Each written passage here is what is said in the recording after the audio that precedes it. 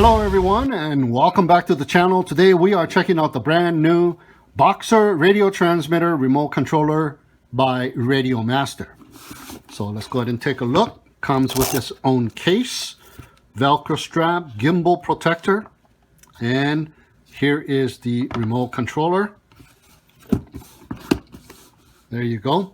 It is a compact 16-channel ergonomical and yet very powerful radio transmitter remote controller.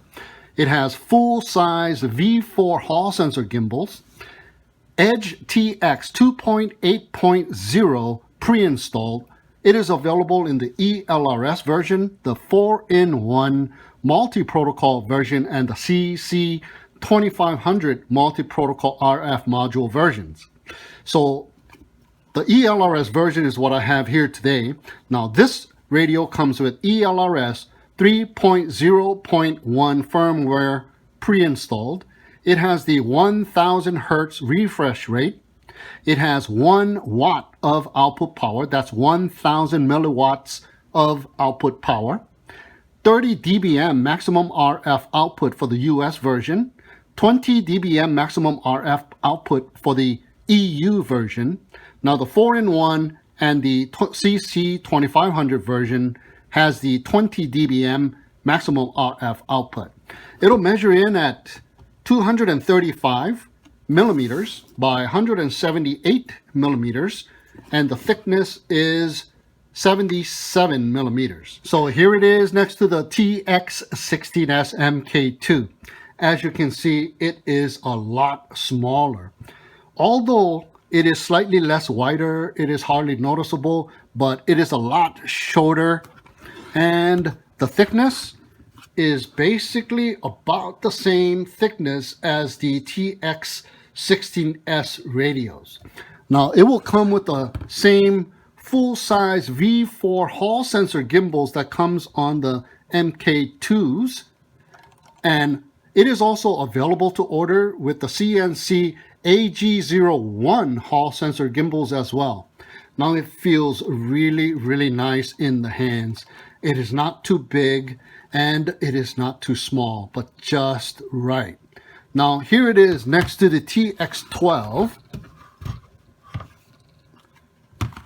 which I refer to as the mid-size controller because it has a smaller size gimbals, and if you have smaller hands and the full-sized TX16S is a little too big for you, this was the perfect size radio. But now we have something in between the two, between the TX12 and the TX16S. It could have been called the TX14, but it is called the BOXER radio. So if you wished for a full-size gimbal radio that is compact in size, slightly smaller than the TX16S, but slightly bigger than the TX12, but still pack a powerful 1 watt power output, this radio is for you. So starting from the top down, we have the removable antenna. It is the same type of that heavy-duty T antenna that comes with the ELRS external modules, but a bit shorter, and for good reason too, because now the transmitter will fit inside of the carry case with the antenna installed. Now the carry case has these shoulder bumpers here, so the radio does not move around at all inside of the case. So that brings up the two new low profile momentary switch and the latching switch on the shoulder. So on the left shoulder we have the latching switch, which locks in the downward position, so it is a 2-position switch. And on the right is the momentary switch, which does not lock in the downward position. Perfect for resetting, like the timer function, for example. They are both low profile and are flush with the shoulder to allow for the use of shoulder bumpers inside of the case. So I don't know, I'm so used to having the toggle switch up here that my muscle memory is going to have a very hard time readjusting, not toggling and just pressing. Normally I have the toggle switch on the left top shoulder here, to arm and disarm. So now I need to remember to press instead of toggling a switch. And I normally have the timer reset set to the right side toggle switch, which doesn't really matter since I set it before taking off. Now I don't know if I like not having the toggle switch to arm and disarm, however, but I guess I will just have to get used to pressing instead of toggling. So continuing, we have the trainer port jack right here. We have the Type-C USB data port, also for flight simulator hookup, but this radio has Bluetooth support, so you can connect it to your computer via Bluetooth and fly the simulator wirelessly. We have the headphone jack here, and we have some ventilation cutouts here. Now the ELRS version is the only version that will come with an internal cooling fan built in, because the ELRS module having that 1 watt of output power. The multi-protocol versions will not have that cooling fan. So in the front we have the two position switches. We have two 3-position switches. Now I usually use this switch here for the modes switch, and I normally have the angle mode on the top, acro mode in between, and the air mode assigned to the bottom. But since it is now just a 2-position switch, the acro mode will just be non-existent since it was in the mid position anyhow, and I hardly ever used it. So no harm really done, but if you were using these 2 switches here for something else and you needed a 3-position switch, well, you're either going to have to switch it or switch it to this toggle switch here. Now the opposite side, I would have the buzzer assigned to this switch. So perfect, since it is a 2-position switch. We have 2 dial knobs with the center detent. It feels really good and solid, very robust, just like the upgraded TX16S MK2s. Now the previous version of the TX16S used to have that weaker, kind of wobblier knobs. These are the upgraded ones. Very, very nice. So when these radios become available to order, they will either be available with the V4 Hall sensor gimbals like these here, or the CNC AG01 Hall sensor gimbals. Now, you can always upgrade it to the AG01s later if you get the V4 gimbal version, but if you get the gimbal or the AG01 gimbal version, this is kind of how it will kind of look like, I guess. So without having to install it, there you go. Just imagine it being installed there. So on these gimbals, you can adjust the stick travel, the tension of the sticks, and also the modes of the sticks by adjusting the spring back to the center or no spring back to the center without disassembling the whole entire remote controller, using these 5 screws, 1, 2, 3, 4, and the 5th one being right here. And it also uses the M4 size stick ends. So if you are going to change out the 1-piece gimbal sticks that it comes with a different aftermarket ones like these 360 sticky gimbals, which I really recommend, make sure you order the ones that are the M4 threading. We have the speaker grill with the BOXER name embossed on it. We got the raised, the Radiomaster logo up on top. We got the power push button on and off switch. So long press to power on. Haptic feedback. EdgeTX 2.8.0 pre-installed. We got the status LED light indicator. We got the trim buttons. And we got the lanyard loop for your neck strap. We got the 6 mode switches for your fixed wing applications. And we have the traditional Radiomaster button setup, the system button here, the return button here, the page forward button, the page back button, telemetry button, the models button, and the scroll to navigate and push to enter wheel. We have the 2.5-inch 128 by 64 pixel monochrome LCD display screen, and on the bottom we have the quick charge 3.0 Type-C port for charging up the battery. So this is just awesome. You don't have to open up anything to access the charge port. So easy to charge it up. Now I've been asking this type of a charge port for the TX12 remote controller. Now the TX12, as you know, has the charge port inside of the battery bay. It is a little bit of a hassle. Now the battery that was provided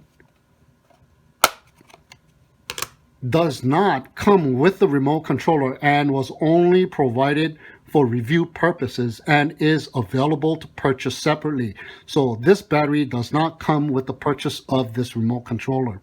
It is a 7.4 volt, 6,200 milliamp size Lipo battery pack with an XT30 connector, and it is long enough of a connector to use for external modules via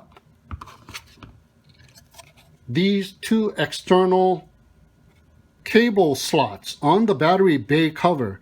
Yes, gone are the days of the punch through holes. Now the battery will also fit in the TX16S remote controller as well. The input voltage of this radio is 6.6 volts to 8.4 volts, so a 2S battery is needed. Now it does come with a battery tray for the two 18650 lithium ion batteries. So we have a new placement for the micro SD card slot within the battery compartment itself, and a preloaded micro SD card is provided, so it is ready to use right out of the box.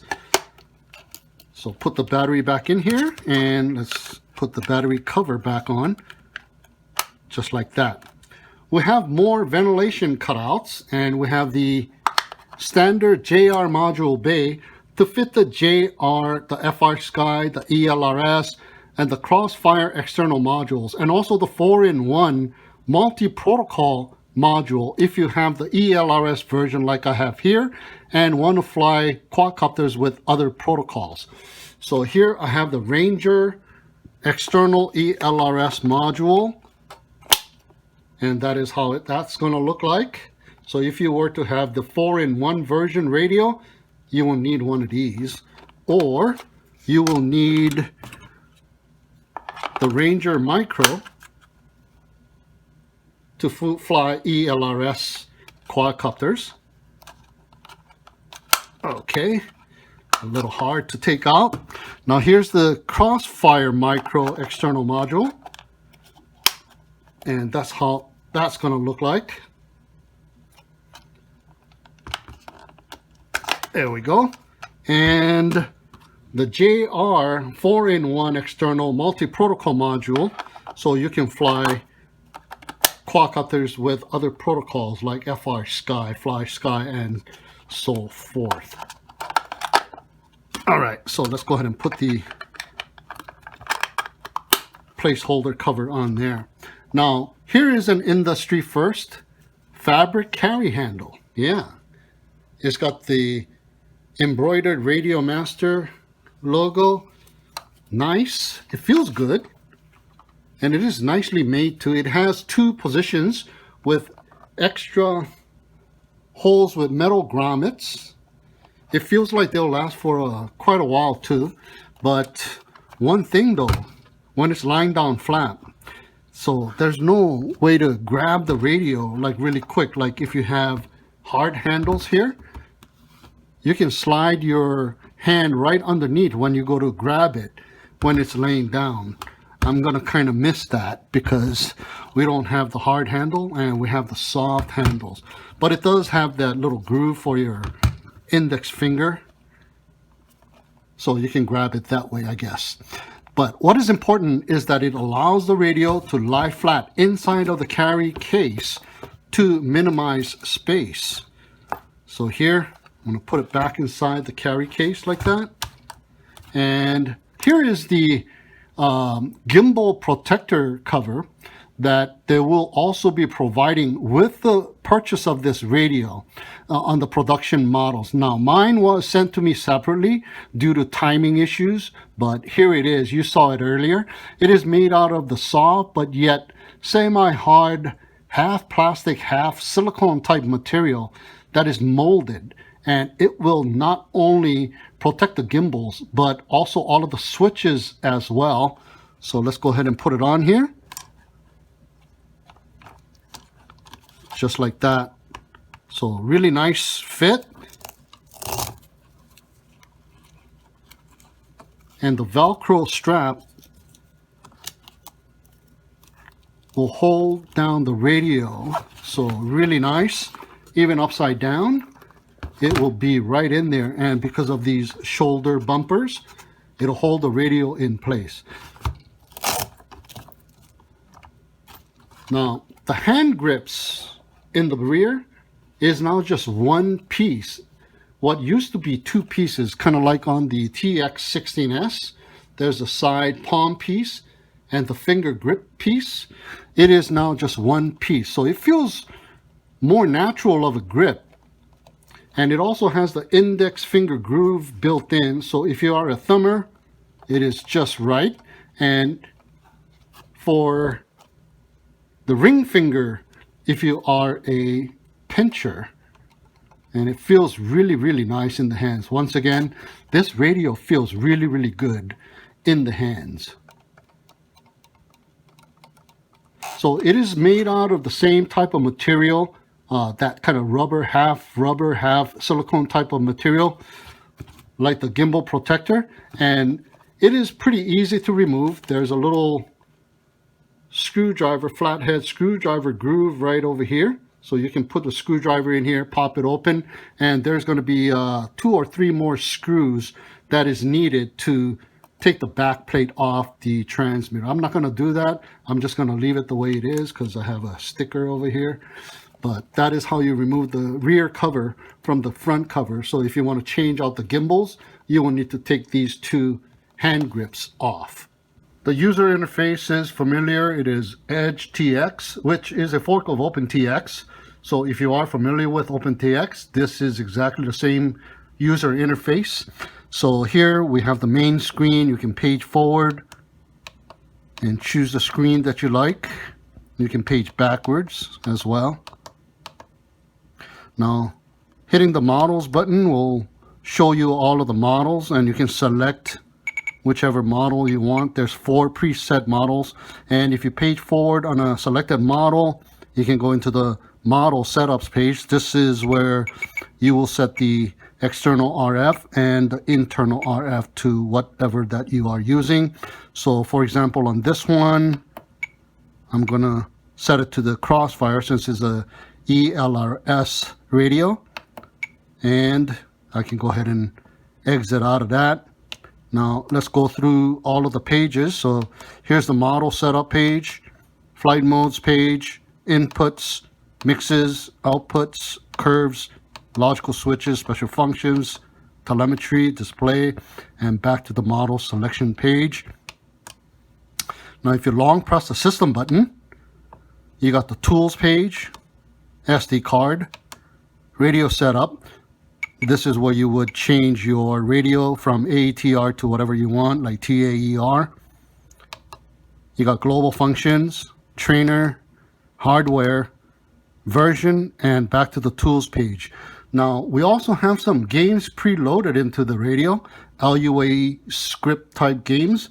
So you can play Asteroids, Breakout, Pong, Simulator, Snake, and kind of like a Extras, like a Tetris type of game.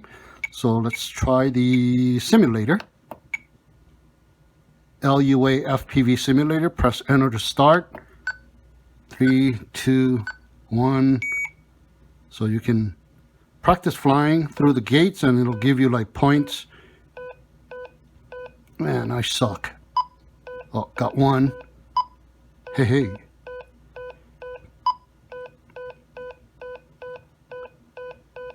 So there you go, something like that.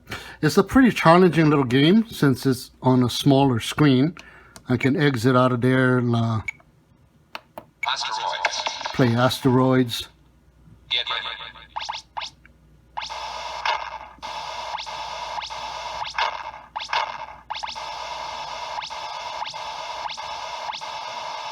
Remember asteroids? This thing is hard to play. Oh, I think I'm banging myself around here. Let's just fly. I think you got 3 lives. I don't even see myself flying. There you go. I'm going too fast. Okay, game over. There you go. It's sort of a fine control training exercise for your fingers.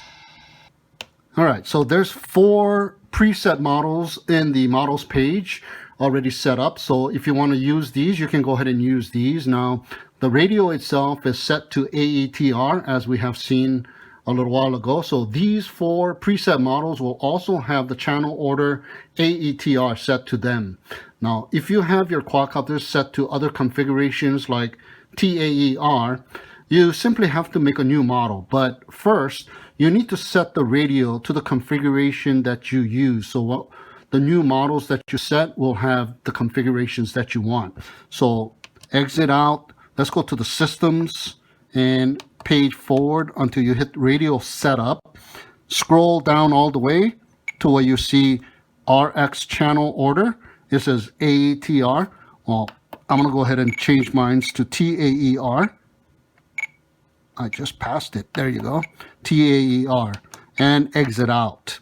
Now go into the models page and select a empty spot. Scroll, push down on the scroll wheel and create a new model. And then page forward on that model. Now we're in the model setup page. You can go ahead and name your model here. So this is a brand new model. I want to go ahead and call it ELRS. So I'm going to scroll. Man, this scroll wheel is really, really nice too. ELRS.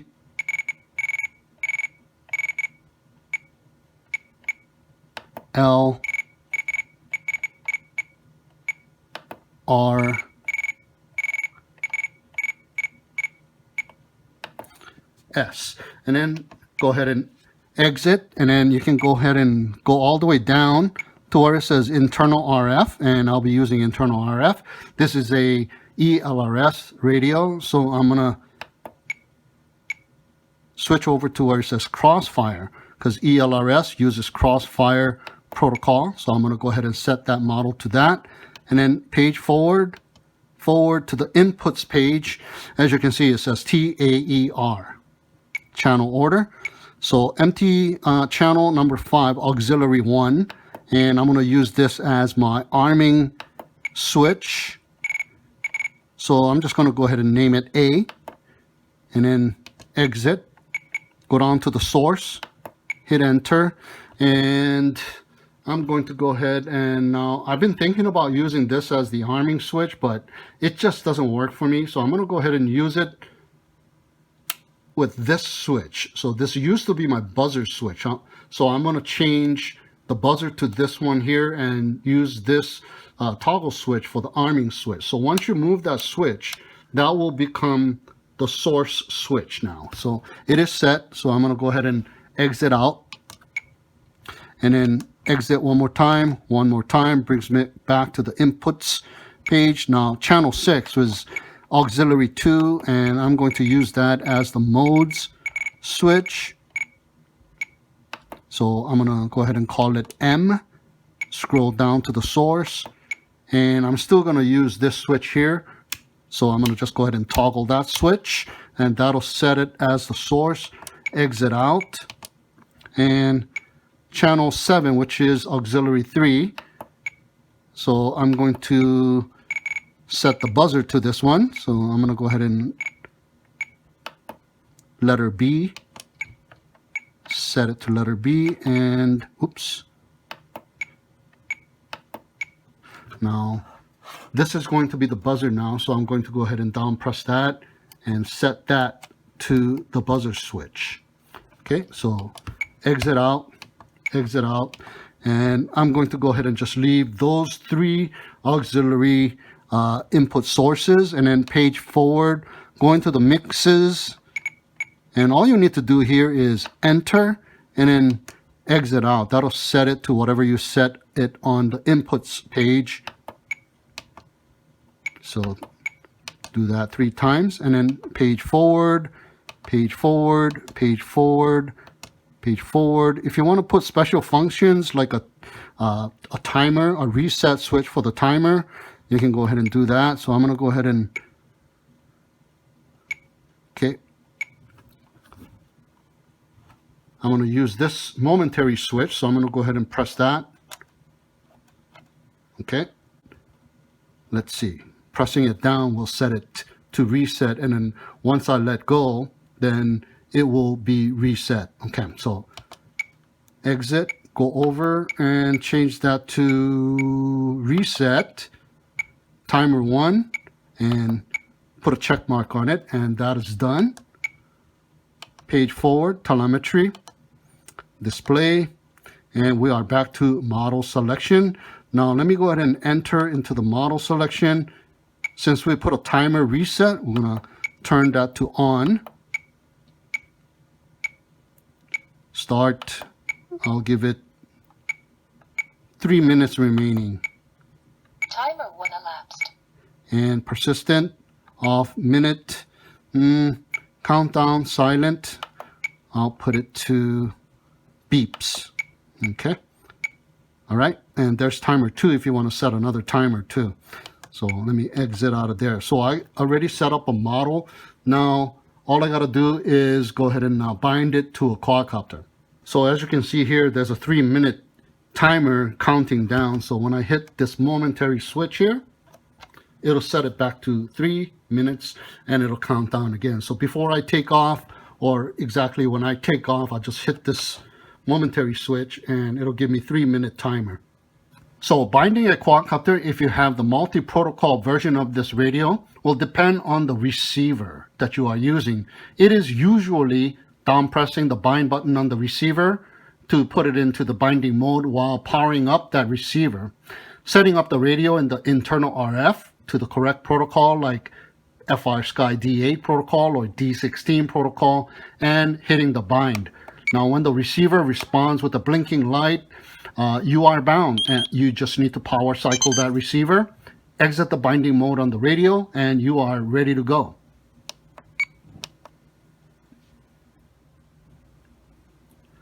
Now the ELRS has a binding phrase you can set up when installing the firmware updates. And if you use the same phrase for your receiver and your radio, they will automatically bind.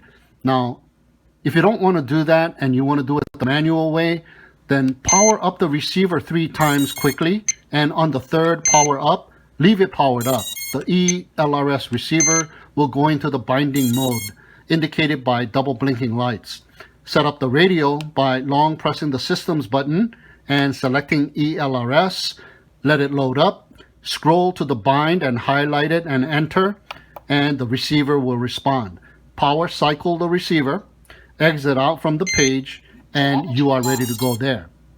And if you want to fly in the simulator via Bluetooth, in the same ELRS page, scroll down to Bluetooth and highlight it and hit enter.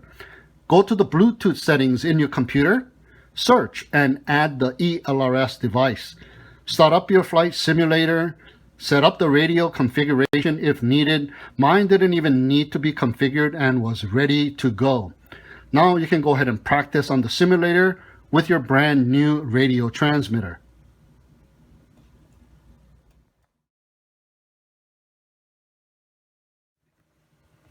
So the more I play with the BOXER radio, the more I'm loving the form factor. It is just so comfortable.